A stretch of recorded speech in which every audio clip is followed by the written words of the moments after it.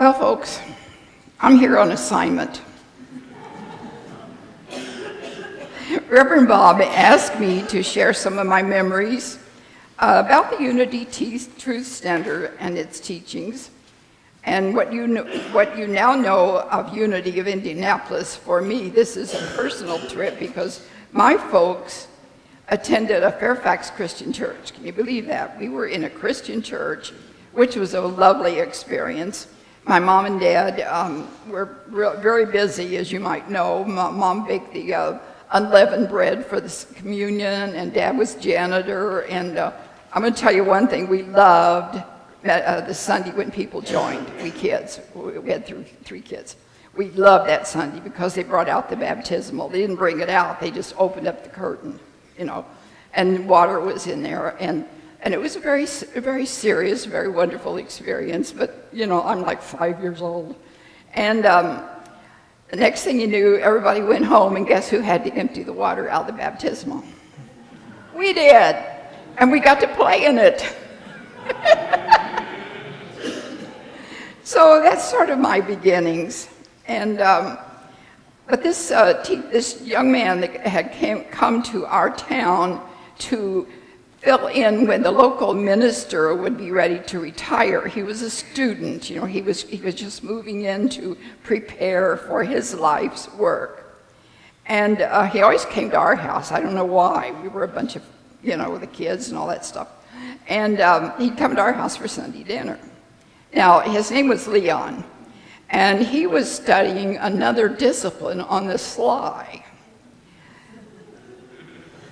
So the center, or the dinner discussions, always went to this new way of thinking.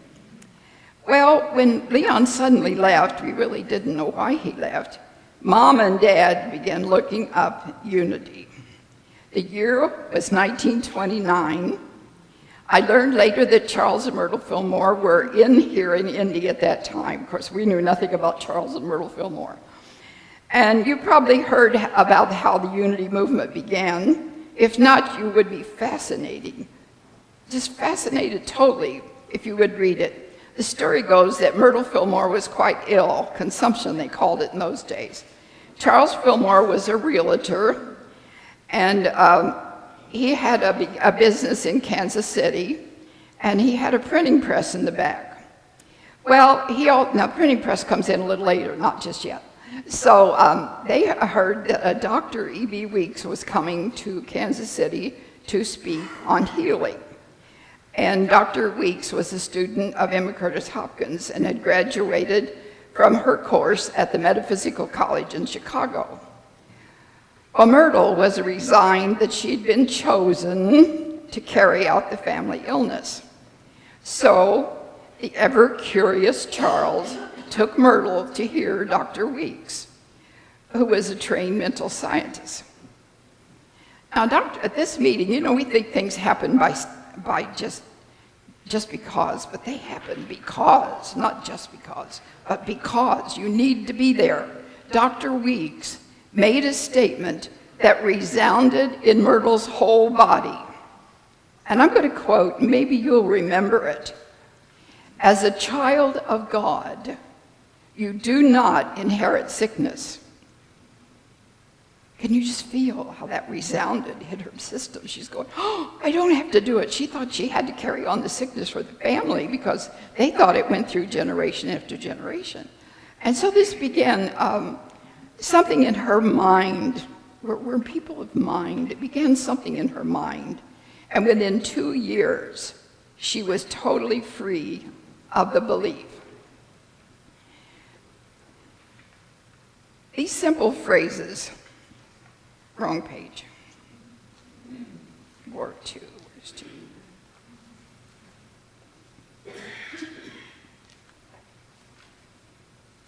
We don't have two.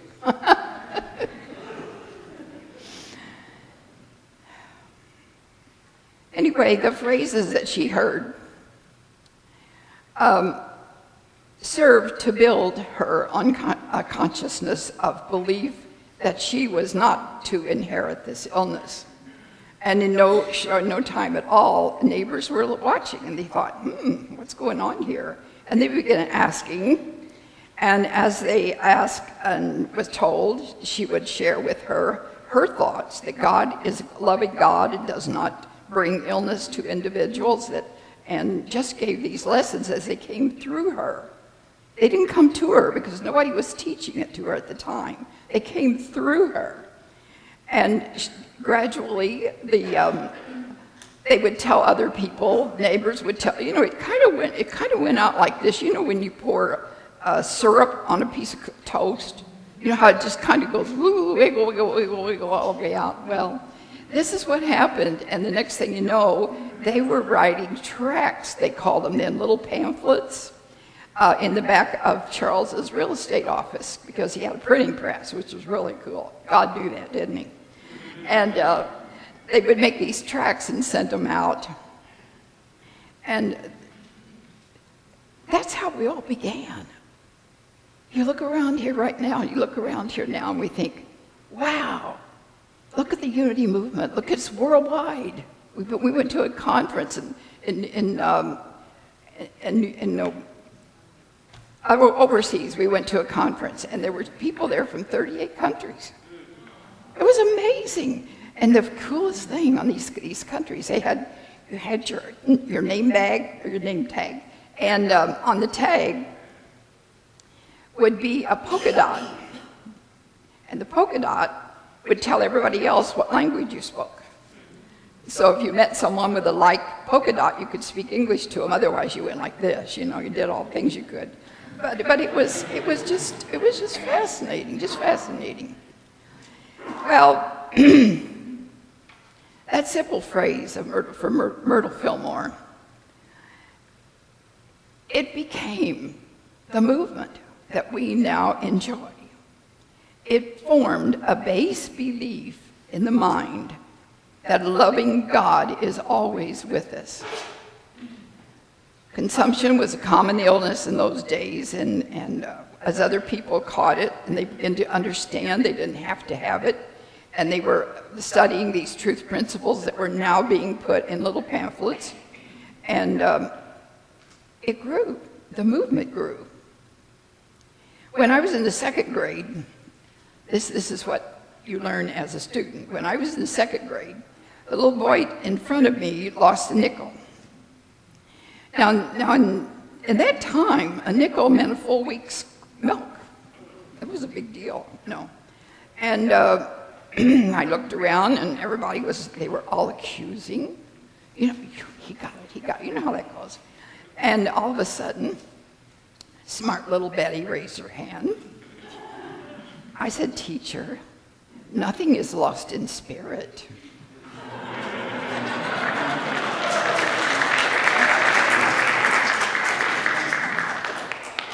Well, immediately, just like that, another little boy looked over to this first boy's desk. And they used to put them with big bolts, that held the desk to the floor. And right on top of that bolt was that darn nickel. It had landed in such a manner, it was more difficult to see. You couldn't find it. Well, I'm supposed to be telling you about Unity in Indianapolis, so excuse me. Anyway.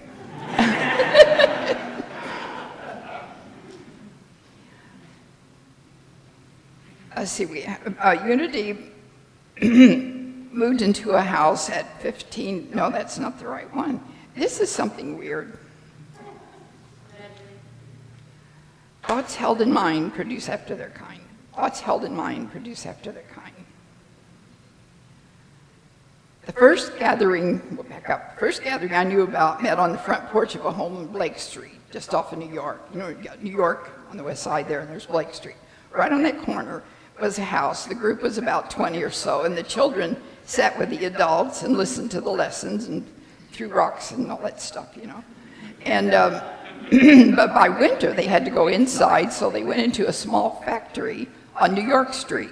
There was Blake Street, and right across the street was this little factory. So they talked them into letting us meet there. And then our next meeting was at the KOP building. Anybody know where that is? You haven't gone back far enough. It was on the southwest corner of Pennsylvania and Washington Street. So we had gone downtown. And the minister was Muriel Powell. There was no provision again for childcare during the service, so we kids stayed in the minister's office. Can you imagine that today? I remember that we made paper airplanes. The windows were up, nothing to cover. So we would sail the paper airplanes out the fourth floor and wonder what car they would hit. Of course they didn't, but we just had the best time sailing. But that was my introduction as a child, And I guess that's why they started Sunday school.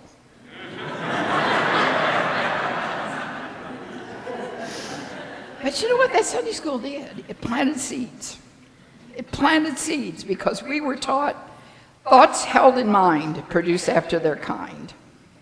We were taught nothing is lost in spirit. What you can conceive and believe, you can achieve. There's nothing to fear, for God is here. I used that many times as a child. I used that. It's okay, there's nothing to fear because God is here. You just knew it. You knew that this entity was working with you. And of course, the prayer of faith. I think all of you know that God is my help at every need. God does my every hunger feed. God walks beside me, guides my way through every moment of this day. Later it was set to music, and you can find it in the old hymnals of which I grew up with. These simple phrases soon became our knee-jerk reaction to any challenge. They served to build our faith and our consciousness, and they formed the base belief in my mind that a loving God is always with me.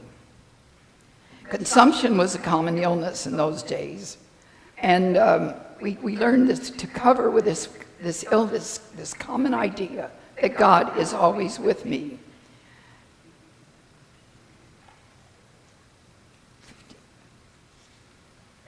When we moved into a house at 1514 Park Avenue, anybody know where that is? Excuse me, 1514 Park Avenue, and not very far from here. The upstairs was, then we had Reverend Powell, and the upstairs was her apartment.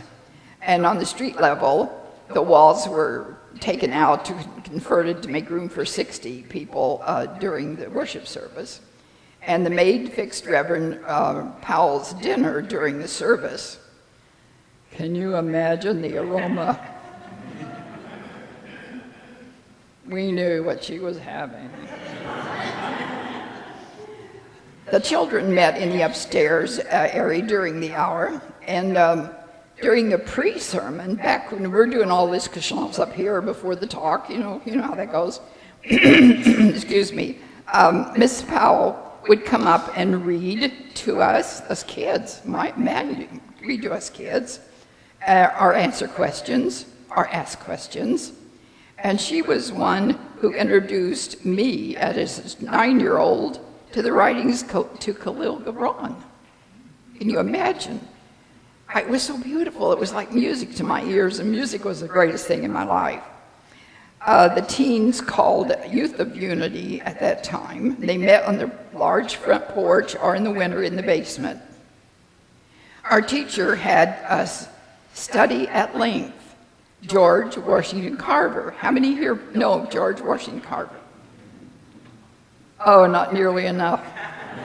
Not nearly. Go home and look at him up. Go look him up. We called him the peanut guy, but that's because we were smart aleck, But Carver made many discoveries about the use of the peanut, the crop of his beloved South. It is simply service that measures success, was his motto.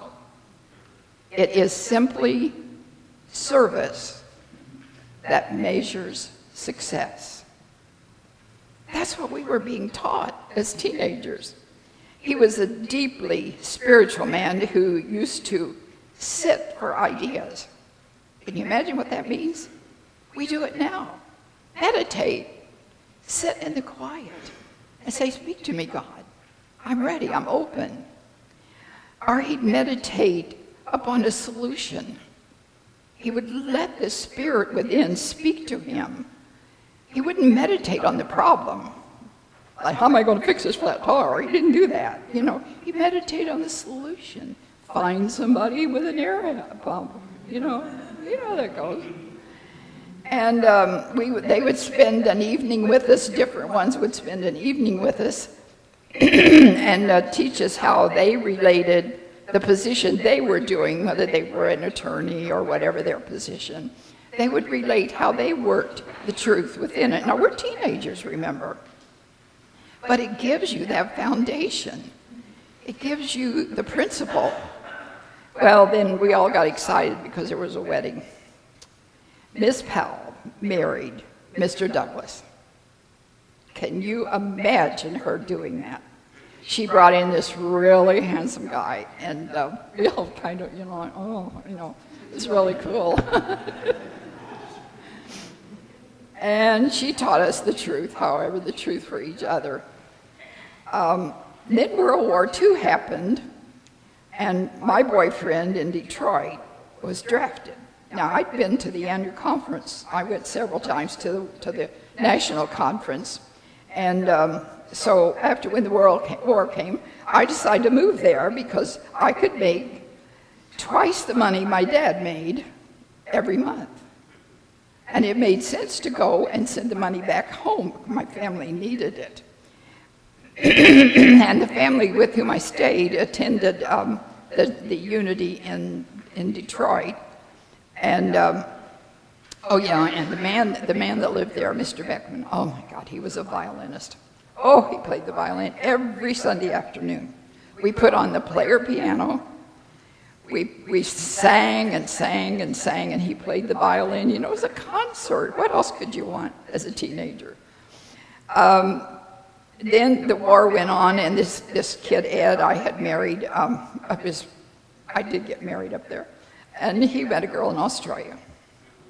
He was in the Seabees in Australia, and he wrote back that he really liked her, and just he wasn't real sure because we got married so quickly anyway. And I just got an annulment, went back to the judge and told him we made a mistake. Well, in the wartime, that was not unusual. Trust me, it was not unusual. And I was working at Briggs Aircraft at the time, and I met the assistant manager.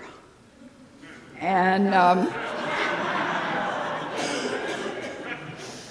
and when they stopped the fighting around the world, I returned home to Unity, and it had moved into the small office at the Claypool Hotel, and the Sunday services were in the DAR hall. Anybody remember the DAR hall? Oh, wow, it was wild. It was beautiful, and everybody wore long white dresses. Well, the guys didn't, but we wore long. And we had our wedding on Christmas Eve in '45. It was icy. It was a difficult time getting to there. But my deal was I wanted to be married after candlelight. But I didn't read the weather report because it was such a terrible holiday time. The weather, this ice was like this on the streets. And so they had moved the candlelight to the day before. So when I got there, it was all gone, no candlelight. But Reverend Newsom did marry us that night, and that was 1945. And then when I started teaching the Sunday school later, Reverend Margaret Straley was the minister, and she'd worked in Silent Unity. And she was an ordained minister, but hadn't been in the field before. And under her leadership, we gathered enough money to buy 907 North Delaware, the building over there. Some of the members actually mortgaged their home. Two of the board members mortgaged their home to secure the money. No one lost a penny. In March 1956, Reverend Charles and Elizabeth Roth stopped by the center on their trip home from the Great Lakes region. They'd been to the ministers' conference in the Great Lakes in Toledo.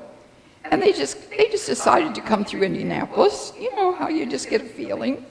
And they come on over to the church, and we happened to have lunch going on afterwards, right over here in this building. And I was there helping serve the lunch, so I saw what went on. It was a planned group event. Reverend Charles was serving Des Moines, Iowa Unity at the time, after working with Reverend Barry Butterworth in Detroit at the Unity Temple. So his first job out was with Eric Butterworth. Now I knew Eric Butterworth as a kid. You know, we'll let that go. 3 months later, this was 1956. 3 months later, Reverend Margaret Straley was killed driving back home from the National Ministers Conference at Unity Village. Sam said, "Well, I sure had time teaching her to drive. Maybe I shouldn't have." That's what Sam said, because he had helped her so much.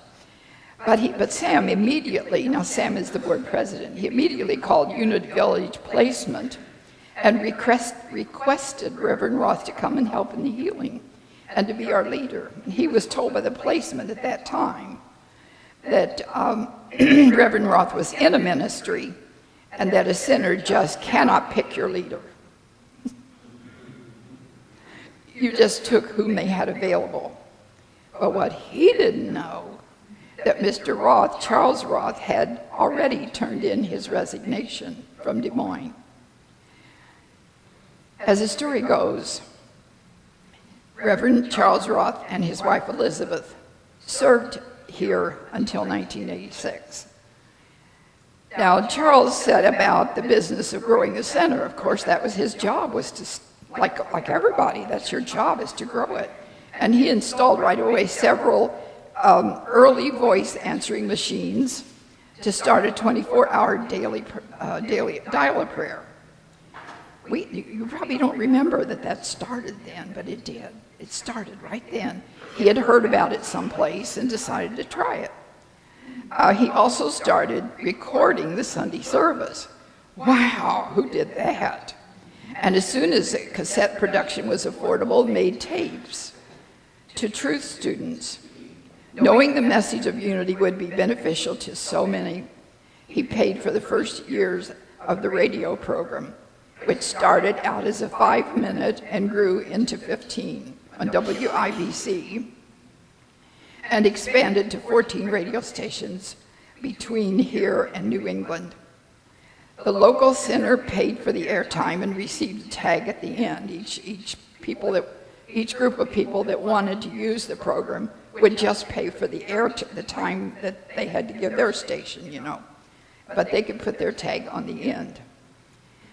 There was a volunteer mailing crew of 8 to 10 that came in every other week. We finally learned we could put 2 in one envelope. That was, we were mailing out these copies of these messages. And for a long time it was 1 in an envelope. Then we went, oh, but we can put 2 in, the same money. So every 2 weeks they came in and prepared the mailings, and that was the days when zip codes came in, and first we had 2 numbers, and then we had all the rest of the numbers. It was quite a growing time. Though Charles was our spiritual leader, the growth and accomplishments were made because of the consciousness of the students. That's what builds a church. That's what builds a family. And you are a family. You are a family. That's what we need to work with, the consciousness of the group, of all of us working together.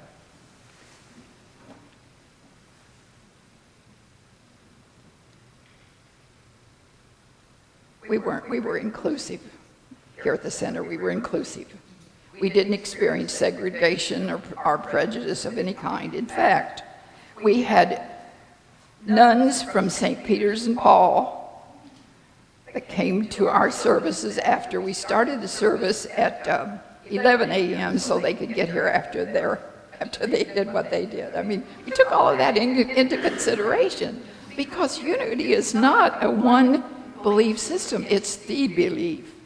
the total belief that Jesus gave us, that God gave us, when he said, you're one. Look around at your neighbors here. You're all one. You're all one, expressing the very same allness of God. Now, I want to tell you a little story here. Pause from what I'm talking about and getting this off my chest.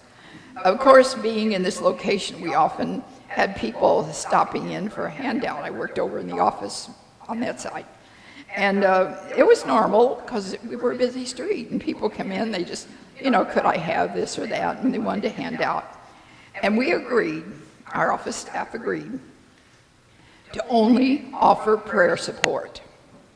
So everyone was told that we could not give out funds, but we would pray with them. Oh, they usually started mumbling, something I probably was better off not hearing.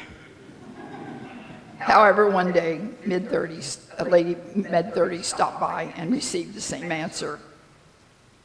And she disgustedly replied, "Oh, okay, go ahead and pray." I did, and insisted she pray out loud her need. She did, and left the center's office. About 30 minutes later, she was back. She was so scared she was shaking. I mean, she was really, as they say, shook up. That's a good term. But she went on down to Leon Tailoring and found the energy to go in and ask for a job, and they gave her one. Scared her to death. Scared her to death. I mean, she wasn't used to praying. She wasn't used to stuff happening. And all of a sudden, they gave her one, while she came back. I spent 30 more minutes explaining to her how prayer works and that it was perfectly all right to take the job. Can you imagine? Can you imagine people whose minds are so closed off that they have to go through this to understand? And I was just so grateful that she came back so we could talk about it. She was scared because it happened so easily. I mean, her life had never been that way, but it happened so easily. Another lady was looking for work, and they always said they wanted money to get by on, and I sent her to a nearby diner where I already knew they needed someone to clear the tables, after you serve. I could give you the name of the diner, actually. And she went over there, asking for a job, and they almost went, yes, we need you, like that. And as time evolved, she ended up owning the place. I mean, we went to see her. We would pop in every 3 or 4 months, and have a snack or whatever, and kept track of her. But eventually, she became a manager, then purchased the cafe, and made a success. Just because she was willing to stop and pray and quit feeling sorry for herself. This is the important part. No one in this world can change your mind. You have to do it. Whatever the circumstance, wherever you are, whether you're afraid, stop and change your mind. This is the only thing you can change and keep changed. And as you do, life will change to meet you. Now, one more story about people. A young man stopped by for help.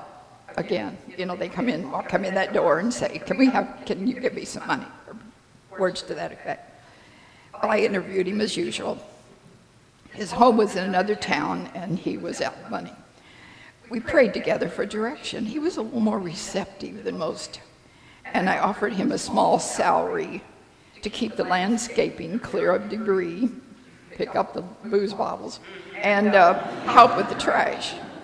That was a big job, picking up the booze bottles. Well, he took the job. I think he was thinking for a couple days they got enough money to do whatever the next to do was.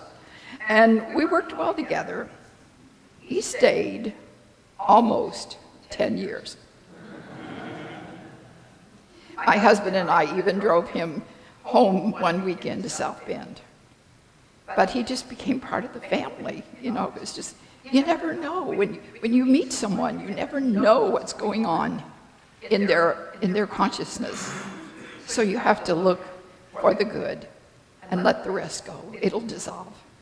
Anything that is not of God will dissolve if you leave it alone. But if you keep stirring it up.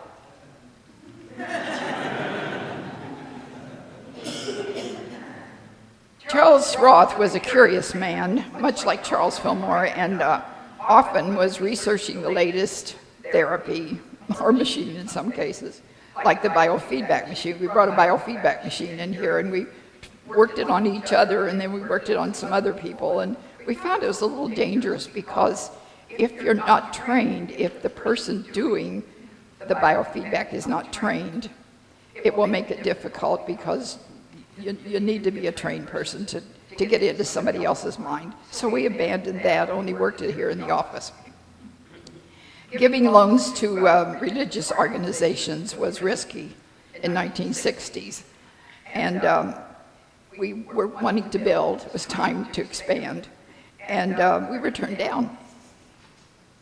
So Charles and I started testing one of the new ideas, a way to expand a prosperity principle.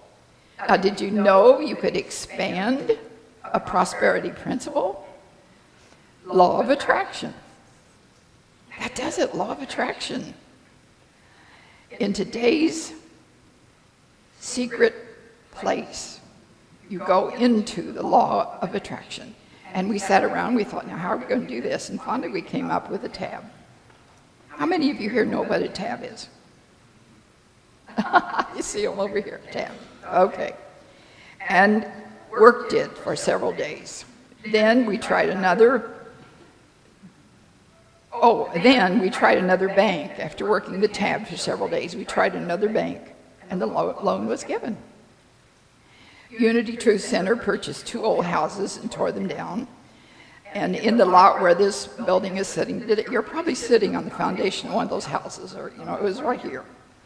And we had to spend a lot of time waiting 2 years while the dirt settled where the basements were. You know, it's a big story.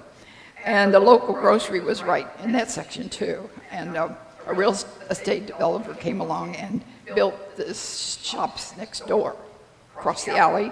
So that set this free, and this land became free. And the space was affordable. They kind of wanted to get rid of it, I think. And so the field was clear for us to start. There was a sign. And while it was being designed and built, Reverend Roth took a trip to Israel with a couple of friends, one Jewish, and this wasn't long after the 7-Day War. I don't know if you remember that, but it was very much in our news, and tensions were very high. And Charles got separated from these friends and wandered into a small church, which he later learned was the Church of the Multiplication. When you love to be lost and end up there, the Church of the Multiplication. You can Google it. You can look it up on your all that fancy equipment. This is where he saw the loaves and the fish mosaic, and where he received answers and inspiration to call our new sanctuary the Miracle Center. This Church of the Multiplication was located where Jesus performed the miracle of the loaves and the fish, a demonstration that there is always enough and more when we work through God, our source, our divine substance, and a simple explanation of divine law and how to apply it. Charles Roth placed this image in the floor of the lobby. Many of you walk on it. You didn't realize what you're walking on, but it's a great place to walk. But it's there to remind us of this multiplication and to create a tie to the church in Israel and to Jesus and this simple working of divine law. when you step across that or when you stand and look at it, think of the working of divine law.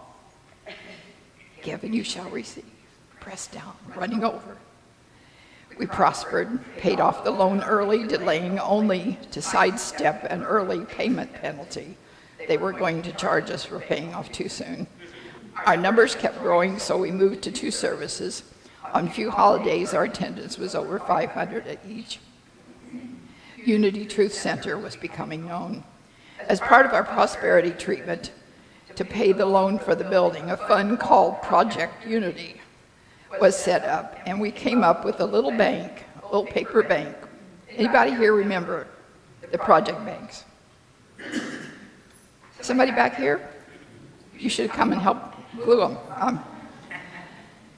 And let's see, how many we made of those over the years. They were printed, had a printed cover, about a size 2 Notion bag. I went, how many times I went here to a store and bought size 2 Notion bags, and it was for candy, you know, a little bitty candy bag. And I know the owners wondered what I was doing with them. But the front says, expect a miracle. I only got one left, but I wanted you to see it, if I know where I put it. This little bag like this. I don't know if you can see it, but you can get the idea. And there's a little sack in there. And we had to cut the sack to fit our printer was kind enough to print and cut these pieces of cardboard. That's a single piece of cardboard, you know. But it says, expect a miracle. Now, it says it lifted his eyes to heaven, blessed, broke, and gave. Now, you're putting your dime in, your quarter, or whatever. And then it says, looked to God, tab, take action. Now, you're just putting that in every day. You put a quarter in or whatever, you know. You can't help reading that. What's it doing to you? Programming. Look to God. Take action. We forget about the action. And on the back it says, I totally accept the belief, which was a forerunner of a little class we taught. We write, I totally accept the belief that, and then you write whatever your higher source is, God, George, March, or you know, whatever you call God, and write that on there as moving through the situation, helping me, and then follow up with your need. And then you end with, I am grateful. And then it says, the spiritual law of prosperity. Give, and it will be given to you. Good measure, pressed down, shaken together, running over, will be put in your lap. For the measure you give will be the measure you get back. Luke 6:38. You know what happened? People use these banks, and they used reading it. They were told to always read it before, as you put your coin in. Always read it. Always read the back, because you were programming. That was a method of programming people to realize that there's abundance everywhere. The loaves and the fishes. You know the story. You know the story how that happened. And I just wanted to share it with you because the whole thing was consciousness. People who worked with this bank every day had a moment of lifted consciousness because they were doing something. They weren't sitting back worrying, wondering, what's the guy next door going to do? What's my teacher going to tell me? All that. No, they were making a commitment.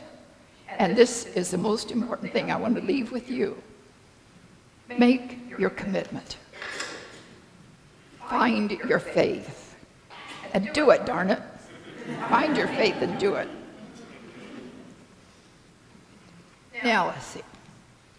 Oh, yeah, I'm going to tell you about the song. We're going to do the song, Expect a Miracle. Now, the author, you don't call songwriters authors. The composer, Jim Llewellyn, came into our lives here at Unity after the building was finished. He spoke very little, just walked around the building. I mean, you'd see him anywhere. I didn't go in the restrooms, but you'd see him just about anywhere. And he was clutching a bunch of papers, large papers, and a bottle. And the bottle of water, I have to specify that. Later we learned he was early into the 12-step process. He was an accomplished composer. He had worked with Jack Trussell of the Met in New York, had a ballet premiere in Houston while he was here. As he reached for his own healing, he studied, listened, and the most important, practiced. Guys, you've got to do it if you believe it. You've got to do it. And as truth took hold, it came out again, attached to a magnificent song. I think you've heard it here at Unity, but I want to do it one more. Sally is going to sing. Michael is singing. I'm sorry, you didn't tell me. Michael. Michael is going to sing Expect a Miracle. It's important that you listen to the words. Just think they came from God, but through this man who was in such a turmoil in his soul. But it brought all this to us, all this to us. Jim has captured the core mystery of the loaves and the fish. And he gives it here so we each can use it for our own good. I invite you to listen to it. And when it comes to the chorus, I think you'll find it natural to just join in. And God bless you.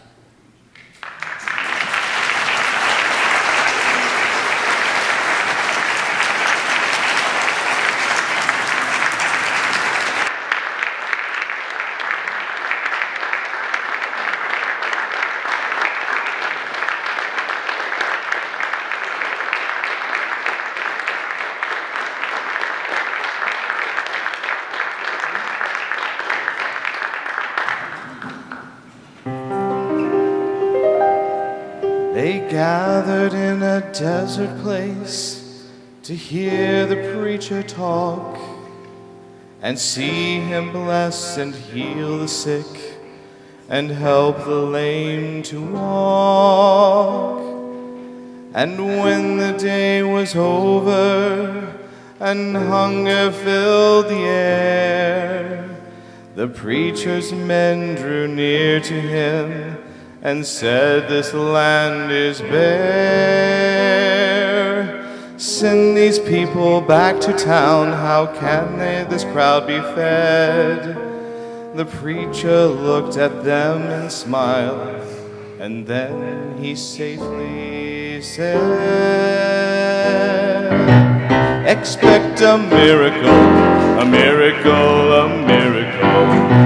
Expect a miracle, they happen every day. We need a miracle, a miracle, a miracle. We need a miracle, now come and let us pray." He took 2 fish, 5 loaves of bread, multiplied, and then he said, "Thank God for miracles, for miracles, for miracles. Thank God for miracles and for your daily bread." And when the people had been fed and twilight kissed the sky, the preacher saw what God had wrought and breathed a quiet sigh. And then he said unto his men, "Our work is not yet done. Let nothing go to rot, my friends. Now gather every crumb." When they filled 12 baskets full of bits of bread, they knew believing is the master key that makes a prayer come true. Expect a miracle, a miracle, a miracle. Expect a miracle, they happen every day. We need a miracle, a miracle, a miracle. We need a miracle, now come and let us pray. he took 2 fish, 5 loaves of bread, multiplied. And then he said, thank God for miracles, for miracles, for miracles. Thank God for miracles.